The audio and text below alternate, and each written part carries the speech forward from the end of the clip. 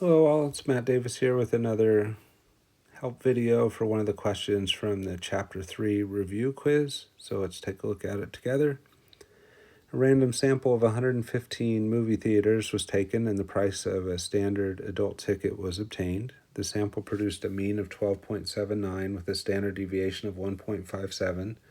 Suppose you found a movie theater where the adult ticket price had a z-score of 1.089. What should you expect the price of that ticket to be? Enter your answer using 2 decimal places, and then don't type the dollar symbol in there. All right, so let's talk about this a little bit. First, let's note some things. So it says this is a sample.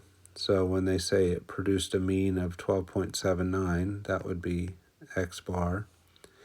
And then again, if this is a sample, then when they talk about the standard deviation, that would be the sample standard deviation, so that would be S.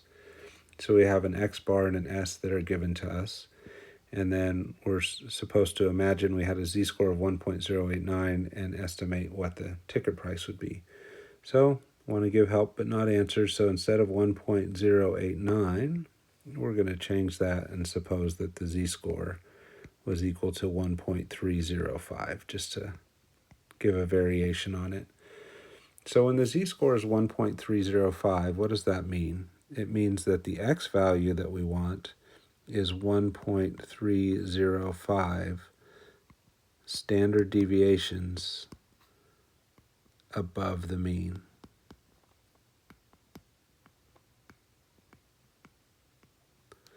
So how do we calculate that?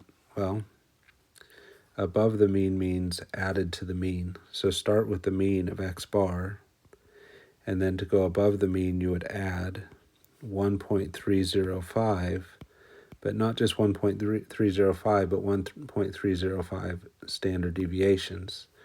So 1.305 times the sample standard deviation we were given, which would be S.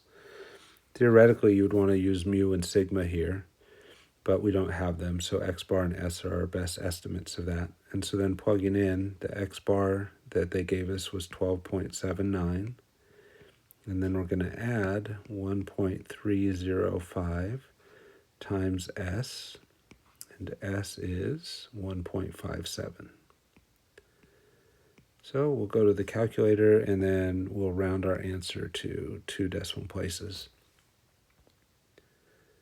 So switching over to the calculator, clearing out previous work, we want to take 12.79, which is the mean, and add 1.305 standard deviations, so 1.305 times the standard deviation, which would be 1.57. They said to do this to 2 decimal places, so we get 14.83885. We want to stop at that 3, but that means looking to the right at that 8. Since it's bigger than a 5, we'll round up. So 14.84 is what we're going to go with. So this will be that X, which is the movie price, is approximately $14.84. I put approximately because we rounded, but it's also approximate because we're making an estimate about movie theater that wasn't necessarily in our sample. So we'd like to do this, like I said, with mu and sigma. In this spot, we'd like it to be mu. We'd love for that to be sigma, but if all you have is sample mean and standard deviation, then that's what you use to make your estimate. So I would fill this in with 14.84, leaving off the dollar sign because active learning doesn't like reading those symbols. All right, so that's how you would do this one. Let's look at it one more time. And we're just going to say this time, what if the z-score instead of positive 1.305 had been negative 1.305? How, if in any way would that change it? Well, it just changes the wording that we did up above. So now we'd want the x value that is 1.305 standard deviations below the mean.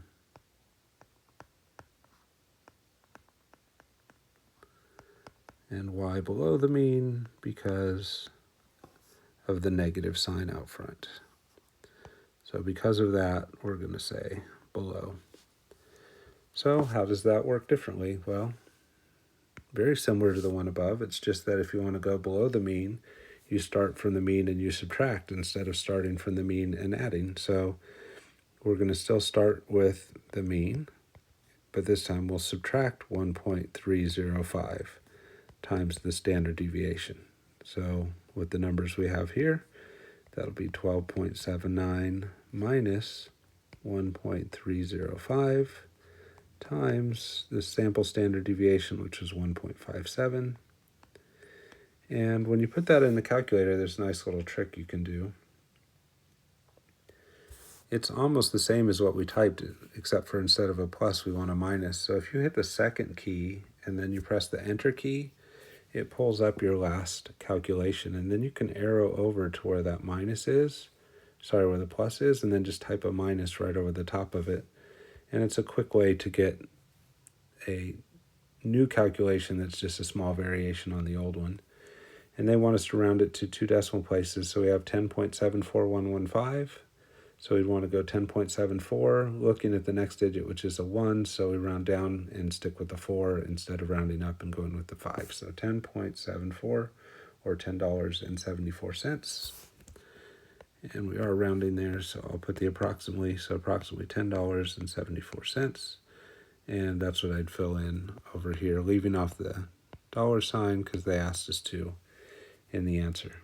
So there you go. I just altered the value of the z-score, but you do the same thing here, and you might have a positive z-score or a negative, and I've shown you both examples. So hopefully that helps out, and good luck as you go back to the quiz.